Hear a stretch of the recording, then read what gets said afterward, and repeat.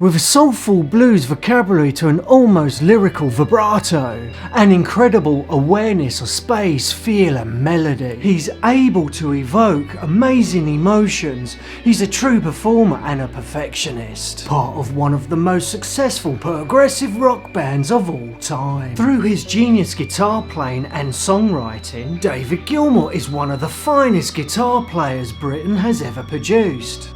In 1946, David Gilmour was born in Cambridge. In 1962, while studying modern languages at the College of Arts and Technology, he met Syd Barrett, also a student at the college. Syd and Dave would spend their lunchtimes practicing guitar together. In the winter of '62, David joined the blues rock band The Jokers Wild. The band recorded a one-sided album and a single at Regent Sound Studios in Denmark Street.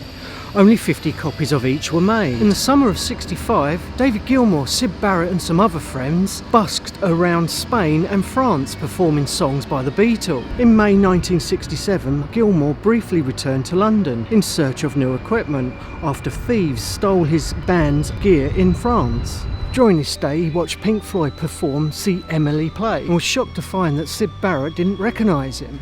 This is when he was beginning to suffer from mental health problems.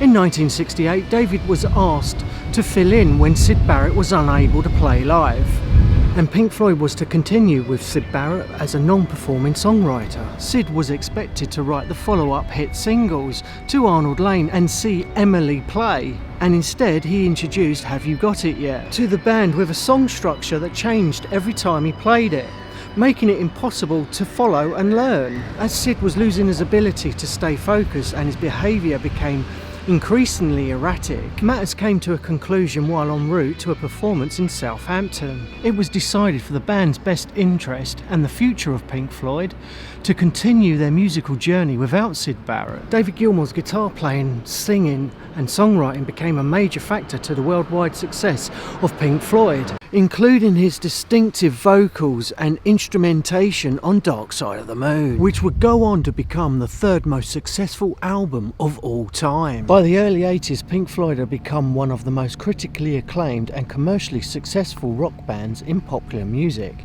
Roger Waters and David Gilmour have always shared a somewhat dysfunctional relationship. Waters didn't believe Pink Floyd could continue without him. He genuinely believed that without him, Pink Floyd was a spent force creatively.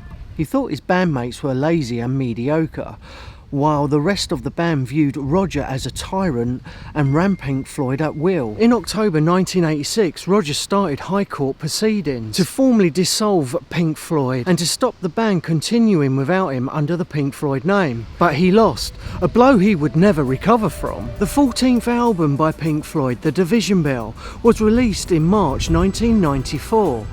And was the second album without Roger Waters. It was mostly written by David Gilmour and keyboardist Richard Wright, and it received mixed reviews. It reached #1 in more than 10 countries. The album deals with the themes of communication and the idea that talking can solve many problems. In 1994, David Gilmour won a Grammy Award for the Best Rock Instrumental Performance on the track Marooned. The Boat Astoria went straight down and saw it. And I got it on a mad whim. Eventually the idea came that we could make a recording studio out of it. But it wasn't the initial idea. And there was this rather beautiful thing. Where are we going?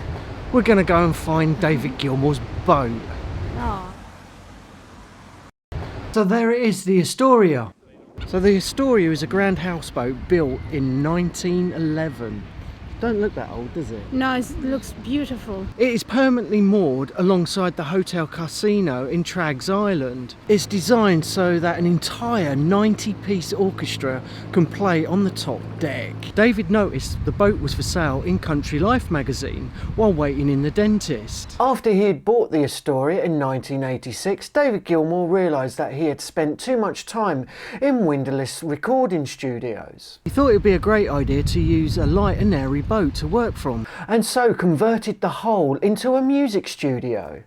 Several of Pink Floyd's records were made on the Astoria in a tiny little room, including Momentary Lapse of Reason. That is my favourite. It's absolutely outstanding, that album. Yeah, it's awesome, isn't it? Yeah. The Endless River and The Division Bell. Plus other recordings like Pulse were mixed in the floating studio. Click this video right here for a brief history on George Michael.